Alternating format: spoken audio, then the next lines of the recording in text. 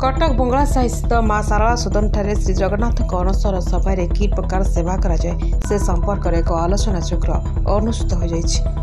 महाप्रभु श्री जगन्नाथ देवस्थान पूर्णिमार तत्वाधिक स्नान करी ज्वर में पीड़ित होई अणसर घरे दैताक द्वारा गुप्त सेवा पाई। परिप्रेक्षी आईनजीवी तथा साहित्यिक श्रीयुक्त देवस्थान दास अध्यक्षतार आयोजित कार्यक्रम में आलोचना चक्र उच्च कोटीर हो जाइछि। आलोचना अंशग्रहण करते श्रीयुक्त कैलाश चंद्र परिडा, प्रोफेसर डॉक्टर विजय लक्ष्मी दास, प्रोफेसर डॉक्टर सुदर्शन पट्टनायक तत्सहित जगन्नाथ संपर्क में अनेक कविता उत्सव कर कार्यक्रम को बहु विशिष्ट व्यक्ति, साहित्यिक, बुद्धिजीवी और कवि बंधु मैंने जोगदे कार्यक्रम को व्यापक भाव में सफल करथिले।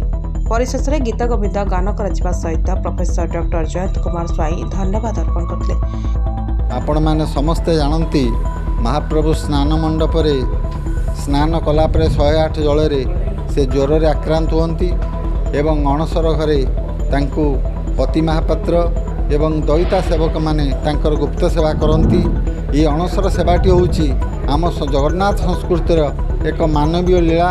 मनीषर जमती ज्वर हेले तार देह खराब हुए से पथी खाए एवं विश्राम निए, प्रभुंकर सही मानवीय सेवा वर्तमान चली एवं मानवीय से लीला प्रकट करुचंती।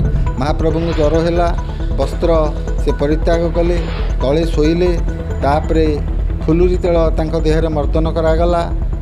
राजवैद्य महाप्रभु को तांकर विभिन्न प्रकार मोदक प्रदान कले एवं महाप्रभु सुस्थ हेले।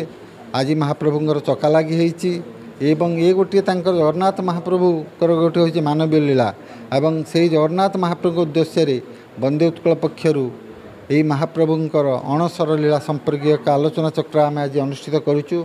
यह आमर परम सौभाग्य एवं विशिष्ट गवेषक विद्वान माने एथे जोगदे जगन्नाथ संस्कृतिर महनीयता एवं विभिन्न दिग उपर आलोचना करछन्ति। दास ओडिया विभाग रे अध्यापना करुच्ची, रेभेन्सा विश्वविद्यालय आसी।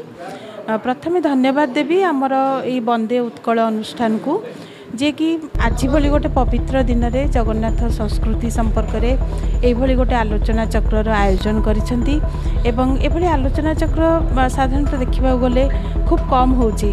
आ मोर कहबार कथा होची जगन्नाथंकर प्रत्येकटी नीतिकांतिर गोटे स्वातंत्र्य रही एवं से सबू आम जीवनधारा सहित जोड़ी होगी रही। तेणु आम जगन्नाथ को सब बेले आम भितर अनुभव करुचु। आम जगन्नाथ को आम देवता बोली कहूचु।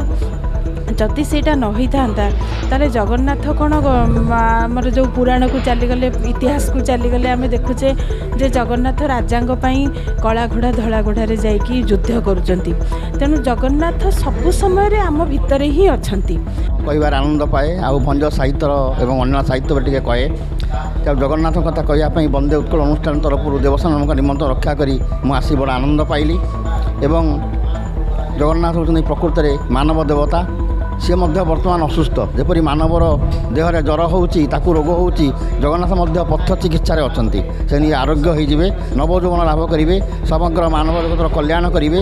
तांको किए कहीपर तेणु अकिंचनमती मनीष से सुदर्शन पट्टनायक एठी वंदे उत्कल उपदेष्टा हिसाब से मुझे जोग देइछि। आज अणसर विषय जगन्नाथ महाप्रभुंर अणसर विषय कथबार्ता है।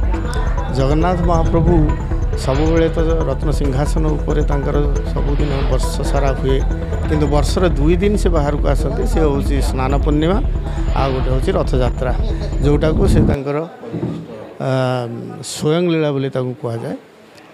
से रथयात्रा करा जाए कहीं ना लोकंकर विश्वास अच्छी जे दूले च दोल गोविंदम चापे च मधुसूदन रथे तु बामनं दृश्वा पुनर्जन्म न निपेद। से आमर भक्त मानकर सब पुनर्जन्म जमती न हो, से बामन अवतार रे से रथ उपर देखापी से सब चेष्टा करती। तेणु रथयात्राटा होता है। Cuttack Damodar Beuria report, S news Odia.